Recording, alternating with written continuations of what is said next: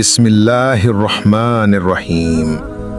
السلام علیکم ورحمۃ اللہ وبرکاتہ۔ میرے پیارے بہنوں اور بھائیوں، آج ہم ایک ایسے سوال پر بات کرنے جا رہے ہیں جو اگر کسی انسان کے دل میں اتر جائے اس کی زندگی بدل سکتی ہے۔ اس کا چلنا، اس کا سوچنا، اس کا دیکھنا، سب کچھ بدل سکتا ہے۔ سوال یہ نہیں کہ نفس کیا ہے، سوال اس سے بھی بڑا ہے، اللہ نے نفس کو پیدا ہی کیوں کیا؟ اگر اللہ تعالیٰ چاہتے تو انسان کو فرشتوں جیسا بنا دیتے، بے گناہ، پاک، جن کے اندر نہ خواہش، نہ ضد، نہ غصہ، نہ حسد، نہ لالچ۔ مگر اللہ نے انسان کو ایسا نہیں بنایا۔ اللہ نے انسان کو ایک ایسا وجود بنایا جس کے اندر محبت بھی ہے اور خواہش بھی، نور بھی ہے اور سرکشی کی آگ بھی۔ اور اللہ نے قرآن میں فرمایا وَنَفْسٍ وَمَا سَوَّاهَا فَأَلْهَمَهَا فُجُورَهَا وَتَقْوَاهَا۔ قسم ہے نفس کی اور اس ذات کی جس نے اسے درست بنایا، پھر اسے اس کی برائی بھی سکھا دی اور اس کی نیکی بھی۔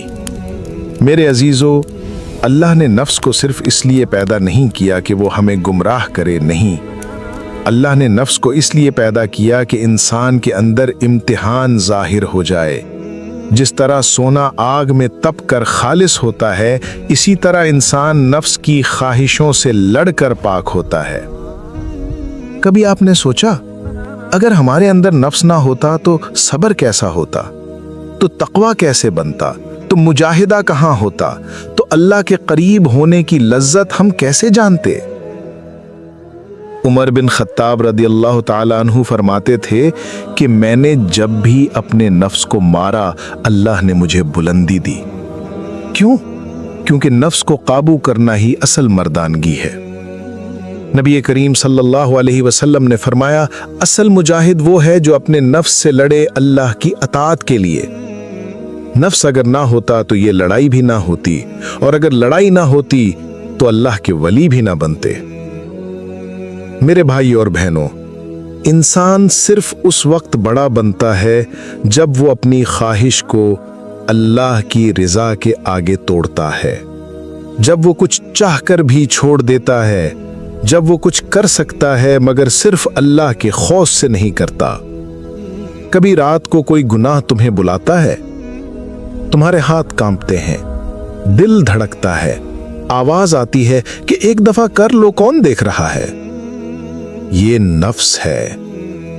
اور پھر دل کے اندر دوسری آواز آتی ہے، ڈرو اللہ سے، وہ دیکھ رہا ہے۔ یہ تقوی ہے۔ اور جو اس وقت اللہ کو چن لیتا ہے وہ اللہ کا بندہ کہلاتا ہے۔ اور یہی وجہ ہے کہ اللہ نے نفس کو پیدا کیا۔ اللہ چاہتا تھا کہ انسان اپنی مرضی سے اسے چنے، اپنی چاہتوں کو اس کے لیے چھوڑے، اپنی خواہشوں پر اللہ کی محبت کو ترجیح دے۔ قرآن شریف میں اللہ فرماتے ہیں، ام حسبتم ان تدخلوا الجنة ولما يأتكم مثل الذين خلوا من قبلكم، یعنی جنت کی قیمت خواہشات کا خون ہے، جنت کی قیمت نفس کی مخالفت ہے، جنت کی قیمت دل کی جنگ ہے، اور یہ نفس اسی لیے پیدا کیا۔ اب سوال یہ پیدا ہوتا ہے، نفس انسان کے اندر رکھا کیوں گیا؟ علماء فرماتے ہیں، اللہ نے نفس اس لیے رکھا تاکہ انسان اللہ تک محنت سے پہنچے، سفر سے پہنچے، جد و جہد سے پہنچے۔ اگر انسان کے اندر شہوت، غصہ، لالچ اور حسد نہ ہوتے تو انسان کے اعمال فرشتوں جیسے ہوتے، اور پھر انسان کا مرتبہ فرشتوں کے برابر رہتا۔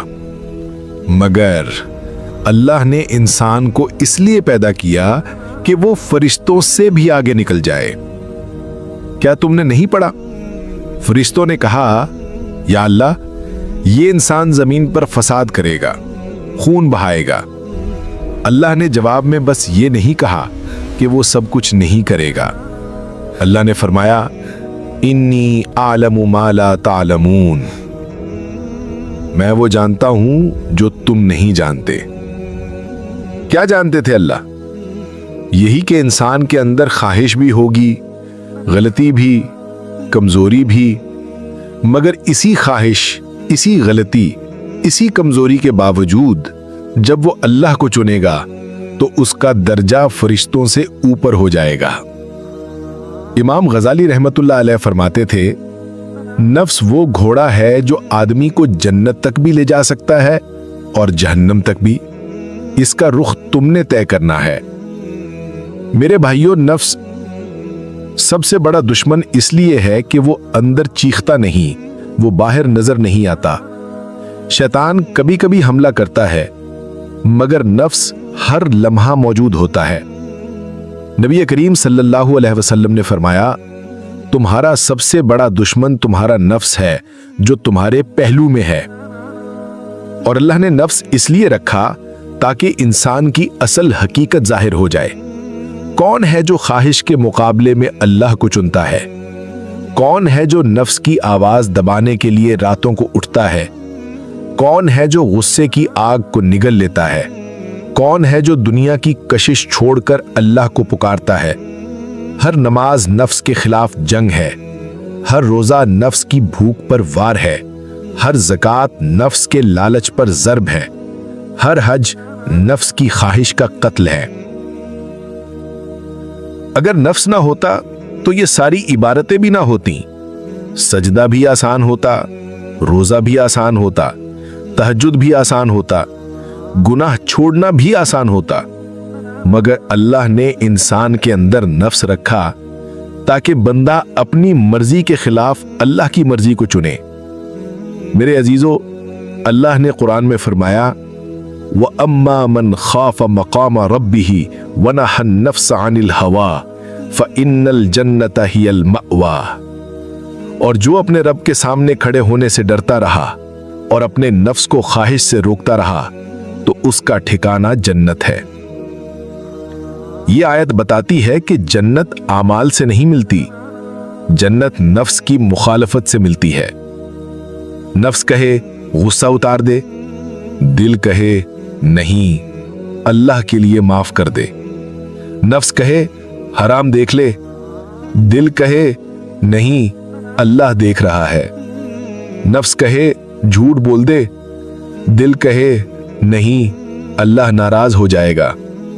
نفس کہے گناہ کر لے، دل کہے نہیں آج نہیں کبھی نہیں۔ اور جو ایسی جنگ جیت لیتا ہے وہ اللہ کا خاص بندہ بن جاتا ہے۔ کبھی کبھی انسان روتا نہیں مگر دل روتا ہے، کبھی آنکھوں سے آنسو نہیں نکلتے مگر روح آنسو بہاتی ہے۔ یہ سب نفس کی کشمکش ہے اور یہی انسان کی اصل آزمائش ہے۔ نفس کو اللہ نے اس لیے پیدا کیا کہ انسان سیکھے کہ اللہ تک پہنچنے کا راستہ خواہش کو قتل کرنے سے نکلتا ہے، اپنے دل کو پاک کرنے سے نکلتا ہے، اپنے اندر کے دشمن کو ہرانے سے نکلتا ہے۔ اور اللہ کے ولی دنیا سے نہیں ڈرتے، وہ اپنے نفس سے ڈرتے ہیں۔ انہوں نے نفس کا سر کاٹا، خواہش کو مارا، اپنی چاہت کو اللہ کی چاہت کے آگے رکھا، اسی لیے وہ ولی کہلائے۔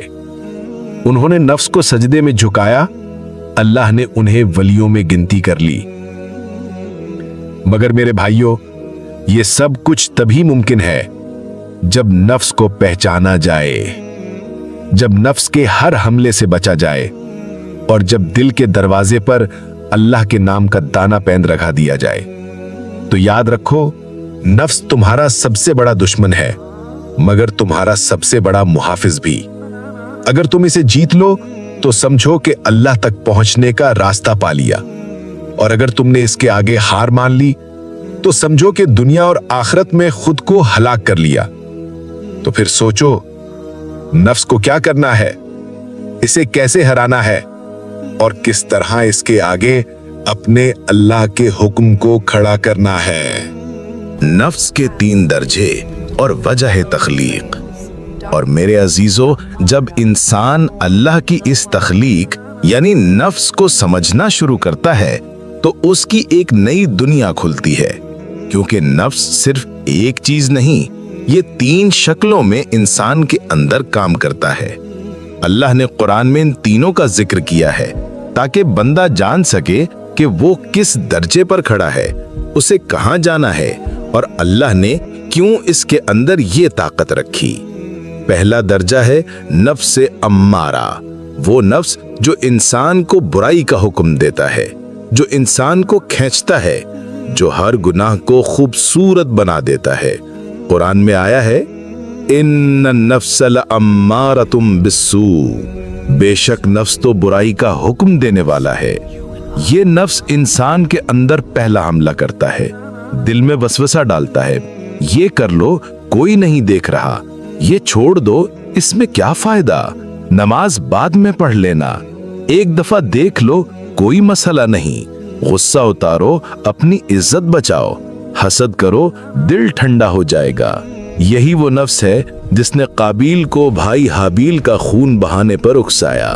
یہی نفس ہے جو انسان کو ضدی بناتا ہے، سرکش بناتا ہے، اور یہی وہ نفس ہے جس نے قوم عاد، قوم ثمود اور قوم لوط کو تباہی کی طرف دھکیلا۔ اگر اللہ چاہتے تو انسان کے اندر یہ نفس امارہ رکھتے ہی نہیں، مگر اللہ نے اسے رکھا تاکہ پتہ چلے کہ کون انسان خواہش کے مقابلے میں اللہ کو چنتا ہے، کون اپنی آنکھوں کی چاہت مار کر اللہ کے لیے پاک رہتا ہے، کون رات کو سکرین بند کر کے اللہ کی خاطر اپنے دل کو بچاتا ہے۔ یہ وہ مقام ہے جہاں انسان بندگی کا آغاز کرتا ہے۔ دوسرا درجہ ہے نفس لوامہ، وہ نفس جو انسان کو ملامت کرتا ہے، غلطی کرنے کے بعد خود کو کوستا ہے، کہتا ہے یہ ٹھیک نہیں ہوا، میں کیوں گر گیا، اللہ ناراض ہو گیا، مجھے ایسا نہیں کرنا چاہیے تھا۔ یہ نفس اللہ کی رحمت کا دروازہ ہے۔ یہ نفس گناہ تو کر لیتا ہے مگر سوئے ہوئے دل کو جگاتا ہے، انسان رو پڑتا ہے، استغفار کرتا ہے، سینہ بھاری ہو جاتا ہے۔ یہ اللہ کی نشانی ہے کہ انسان ابھی زندہ ہے، اس کا دل مردہ نہیں ہوا، ابھی اس کے اندر روشنی باقی ہے۔ اللہ نے قسم کھائی اس نفس کی، وَلَا أُقْسِمُ بِالنَّفْسِ اللَّوَّامَةِ، قسم ہے ملامت کرنے والے نفس کی۔ کیوں قسم کھائی؟ کیونکہ یہ نفس انسان کو واپس اللہ کی طرف دھکیل دیتا ہے، غلطیوں سے پاک کرتا ہے، دل نرم کرتا ہے، آنکھوں میں نمی لاتا ہے، سجدوں میں بدن کو جھکا دیتا ہے۔ یہ وہ مقام ہے جہاں انسان کے اندر نور پیدا ہونا شروع ہوتا ہے۔ اور تیسرا درجہ ہے نفس مطمئنہ، وہ نفس جو سکون پا چکا ہو، جس کے فیصلے اللہ کے مطابق ہو چکے ہوں، جس کے اندر کی جنگ خاموش ہو گئی ہو، جس پر اللہ نے اپنے قربت کے دروازے کھول دیے ہوں۔ قرآن میں اس کے بارے میں ہے یا ایتھا النفس المطمئنہ ارجعی الی ربک راضیۃ مرضیہ، بے شک آج وہ شخص کامیاب ہوا جس نے اپنے نفس کو پاک کیا، اور ناکام ہو جس نے اسے گندا کیا۔ اے اطمینان والی جان، واپس آ جا اپنے رب کی طرف، راضی بھی اور جس سے اللہ بھی راضی ہے۔ میرے بھائیوں، سوچو، اللہ فرشتوں سے یہ نہیں کہہ رہے، یہ مقام انسان کو ملتا ہے، مگر کیسے؟ جب وہ اپنے نفس امارہ سے لڑے، پھر نفس لوامہ کی آگ سے گزرے، تب نفس مطمئنہ تک پہنچتے ہیں۔ اللہ نے انسان کے اندر یہ 3 درجے اس لیے رکھے تاکہ انسان کو سفر ملے، انسان کو منزل ملے اور انسان کو امتحان ملے۔ اگر انسان سیدھا پاکیزگی پر پیدا ہوتا تو جنت کوئی انعام نہ رہتی، وہ تو ایک حق بن جاتی، مگر اللہ چاہتا ہے کہ انسان کی محنت کا وزن ہو، اس کے فیصلوں کا نور ہو، اس کی تڑپ کی قیمت ہو۔ اسی لیے اللہ نے انسان کے اندر نفس پیدا کیا تاکہ انسان کے سامنے ہمیشہ 2 راستے رہیں، ایک نفس کا اور ایک اللہ کا، اور انسان خود فیصلہ کرے کہ وہ کس طرف جاتا ہے۔ صحابہ کرام جب گناہ سے بچتے تھے تو کہتے تھے ہم نے اپنے نفس کو زنجیروں میں باندھ لیا ہے، ورنہ یہ ہمیں کھانے کو دوڑ پڑتا۔ حضرت علی رضی اللہ تعالیٰ عنہ فرماتے ہیں انسان کا نفس بچے کی طرح ہے، اگر تم اسے مضبوطی سے نہ کھینچو تو یہ تمہیں گھسیٹ لے جاتا ہے۔ حضرت حسن بصری رحمۃ اللہ علیہ کہتے تھے جس نے اپنے نفس پر قابو پا لیا اس نے دنیا کو جیت لیا۔ میرے عزیزو، وہ لوگ ولی اس لیے نہیں بنے کہ ان کے پاس طاقت تھی، وہ ولی اس لیے بنے کہ انہوں نے اپنے اندر کے دشمن کو پہچان لیا تھا۔ انہوں نے دنیا کو نہیں سمجھا، نفس کو سمجھا۔ انہوں نے لوگوں سے جنگ نہیں کی، اپنے نفس سے کی۔ حدیث میں آتا ہے بندہ گناہ نہ بھی کرے مگر اپنے نفس کے خوف سے اللہ کے سامنے لرزتا رہے تو اللہ اسے بھی اپنے مقربین میں شامل فرما دیتا ہے۔ اور اس دنیا میں کچھ انسان ایسے بھی ہیں جن کا نفس ہر وقت انہیں گناہ کی طرف دھکیلتا ہے مگر وہ اللہ کی محبت کے لیے رکتے ہیں، اپنے آپ کو روکتے ہیں۔ ایسی روک انسان کی سب سے بڑی عبادت بن جاتی ہے۔ کبھی کبھی انسان گناہ چھوڑ نہیں پاتا مگر کوشش چھوڑ دیتا ہے۔ اسی کوشش نہ چھوڑنے کا نام مجاہدہ ہے، اور یہ مجاہدہ نفس کے بغیر ممکن نہیں، اسی لیے اللہ نے اسے پیدا کیا۔ اگر نفس نہ ہوتا تو انسان میں عاجزی نہ ہوتی، گریہ نہ ہوتا، توبہ نہ ہوتی، سجدوں کی لذت نہ ہوتی، اللہ کی طرف پلٹنے کی لذت نہ ہوتی۔ ایسے ہی اللہ کے ایک ولی فرماتے تھے اگر نفس نہ ہوتا تو انسان کبھی اللہ سے یوں لپٹ کر نہ روتا جیسے گناہگار روتا ہے۔ میرے بھائیوں، نفس کی تخلیق اللہ کی حکمت کا عظیم راز ہے۔ اللہ نے انسان کو ادھورا بنایا مگر اس ادھورے پن میں کامل ہونے کا راستہ رکھا۔ اللہ نے انسان کو کمزور پیدا کیا مگر اسی کمزوری میں اللہ کی قربت کا دروازہ چھپا دیا۔ اللہ نے انسان کے اندر خواہش رکھی مگر اسی خواہش کے مقابلے میں فیصلہ کرنے سے انسان جنت کے لائق بنتا ہے۔ اور اللہ نے اسی لیے قرآن میں بار بار یہ کہا قد افلح من زکاہا وقد خاب من دساہا۔ کامیاب وہ ہوا جس نے اپنے نفس کو پاک کیا اور نامراد وہ جس نے اسے گندا کیا۔ کامیابی دولت سے نہیں، شہرت سے نہیں، قسمت سے نہیں، کامیابی نفس کی پاکیزگی سے ہے۔ نفس کی مخالفت کے بغیر انسان کبھی عبد نہیں بن سکتا، کبھی محبوب نہیں بن سکتا، کبھی مقرب نہیں بن سکتا۔ اور یہی وجہ ہے کہ اللہ نے انسان کو ایسے پیدا کیا کہ وہ جھکے، لڑے، تھکے مگر واپس اللہ کی طرف پلٹے۔ یہ پلٹنا اللہ کو سب سے زیادہ محبوب ہے۔ حدیث میں آتا ہے اللہ کو وہ بندہ بہت محبوب ہے جو لڑکھڑاتا ہے، گرتا ہے مگر پھر اٹھتا ہے، پھر پلٹتا ہے، پھر اپنے رب کی طرف لوٹ آتا ہے۔ کیوں؟ کیونکہ وہ اپنے نفس کے خلاف جنگ لڑ رہا ہے، اور یہی جنگ اسے اللہ کے قریب کرتی ہے، یہی جنگ اسے جنت کے باغوں میں لے جاتی ہے۔ میرے بھائیوں اور بہنوں، جس دن انسان نے اپنے نفس کی جڑ کاٹ دی اس دن وہ آزاد ہو گیا۔ دنیا کی نظریں، لوگ کیا کہیں گے، عزت، شہرت سب ختم ہو جاتا ہے، بس اللہ باقی رہ جاتا ہے، بس اللہ کی رضا باقی رہ جاتی ہے۔ اسی لیے اولیاء کہتے ہیں میں نے جب اپنے نفس کو قتل کیا تب میں زندہ ہوا۔ یہی وجہ ہے کہ اللہ نے انسان کے اندر نفس پیدا کیا تاکہ انسان اللہ تک چل کر نہیں بلکہ لڑ کر، گر کر، رو کر، جل کر، جل کر اپنے اندر کے اندھیروں کو مٹا کر پہنچے، کیونکہ دنیا میں سب سے خوبصورت روشنی وہ ہے جو انسان اپنے نفس سے لڑ کر حاصل کرتا ہے۔ میرے پیارے بہنوں اور بھائیوں، اگر اس پوری گفتگو نے آپ کے دل کے اندر کہیں کوئی لرزہ پیدا کیا ہو، اگر کسی ایک جملے نے بھی آپ کے دل کو جگایا ہو، تو یہ اللہ کی طرف سے ایک پیغام ہے۔ اللہ کبھی بھی اپنے بندے کو یوں بے وجہ نہیں جگاتا۔ جب دل ہلتا ہے تو سمجھ لو کہ رب بندے کو اپنی طرف بلا رہا ہوتا ہے۔